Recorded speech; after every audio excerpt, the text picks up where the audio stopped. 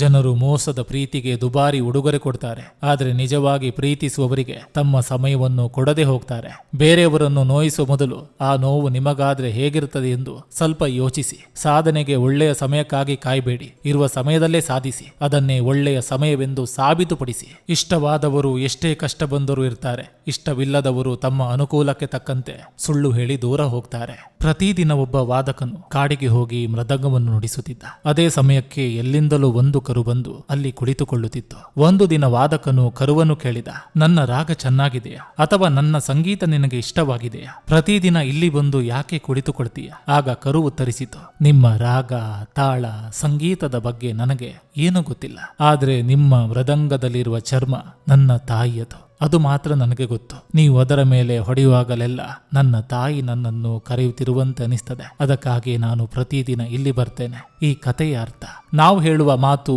ಮಾಡುವ ಕೆಲಸ, ತೋರಿಸುವ ಪ್ರತಿಭೆಗಿಂತ ಅದರ ಹಿಂದೆ ಇರುವ ಭಾವನೆ ಮತ್ತು ಸಂಬಂಧವೇ ಕೆಲವೊಮ್ಮೆ ಹೆಚ್ಚು ದೊಡ್ಡದು. 1000 ಸರ್ಪಗಳು ಸುತ್ತಿಕೊಂಡಿದ್ದರೂ ಗಂಧದ ಮರ ವಿಷವಾಗುವುದಿಲ್ಲ.